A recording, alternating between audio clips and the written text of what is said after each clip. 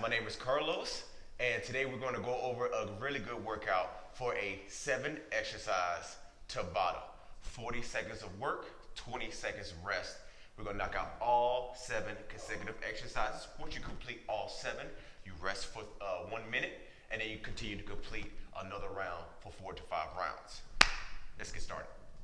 So first of the exercises is tuck jumps. Now we have a modified version for those with high impact injuries, to where all you're going to do for tuck jumps is to keep your feet shoulder length apart, go down, hinge your hips, bend the knees into a squat position, come all the way up, drive the right knee or left leg, whichever one you choose to start with first, and then drive the opposite leg. That is 1 rep. You will continue this for 40 seconds. Option 2, you should go right into the act and hop into it from here. Load up the squat, come up, bring it knees to chest for tuck jumps consecutive times.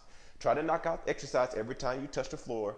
Try to eliminate any pauses in between to get that really good burn in your legs and build the cardiovascular endurance.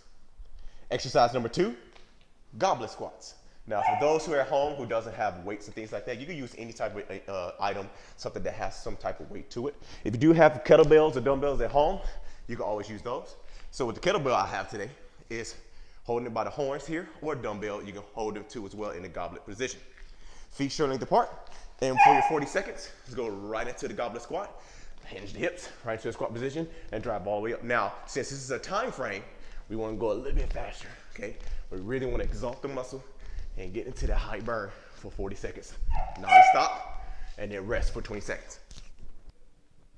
All right, guys, so once we're done with goblet squats, we have the next exercise, which is elevated feet push-ups. Now, a modified version for this, if you have trouble with having a decline position, you can switch and turn around and do a more inclined position to challenge yourselves here. Those who want to have more of a challenge, you will go in the opposite way for elevated feet push-ups coming here. I recommend if you don't have enough strength to do the elevated push-ups, try the best that you can, and then continue your reps by turning over and finishing in the incline position. So from here, decline, try to keep your hips parallel to the floor, avoid the glutes sticking to the air, and all you do is go all the way down as best as you possibly can. If you can do full range of motion, fine. If not, go down as deep as you can. A little bit of something is better than nothing at all. Remember, avoid the hips coming down, keep the hips high, and elevated push-ups for those 40 seconds, 20 seconds rest. Then from there, we're gonna have dumbbell or kettlebell overhead lifts.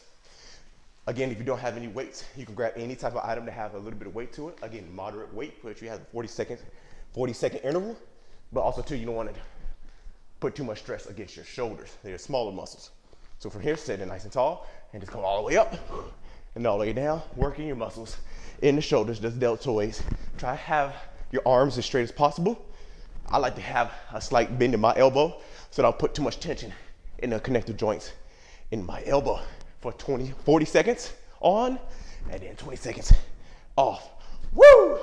All right, from there, we're going to bear crawls. Bear crawls is a good full body exercise, utilizing a little bit of core work too as well. So what you wanna do, you wanna get into a full point stance.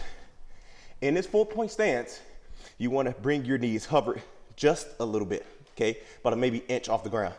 Try to keep the hips low, try to keep the knees low, and just 3 steps forward, 2, 3, and then 3 steps back. Continue this motion for the 40 seconds on, and then 20 seconds in your rest period. Bah. And then coming up, the last couple, we're almost at the end, guys. Last couple, we have Swiss ball dumbbell chest press. Again, if you don't have any type of weight, I'm pretty sure you got some things or items at home to substitute for a little bit of weight so you can add resistance to the muscle. So from here, have a Swiss ball. If you do not have a Swiss ball, it is okay to go straight to floor presses. Laying completely flat on the floor. This is the modified floor presses. But if you do have a Swiss ball at home, use the Swiss ball to where you have it right in the middle of your back. Grab your dumbbells, feet firmly on the ground. Try to keep the hips up as much as possible. And then knock out those dumbbell presses on the Swiss ball for 40 seconds, 20-second break. And then from there, If you have the Swiss ball, you want to go right into Swiss ball shoulder presses. So set it up nice and straight, dumbbells up here, and then it's okay to kind of push through the glutes to assist the shoulders to press overhead. If you do not have a Swiss ball, you can do Z presses. Z presses are just flat on the floor. Keep your legs extended, toes up, and it's coming here. Exhale, inhale, and return.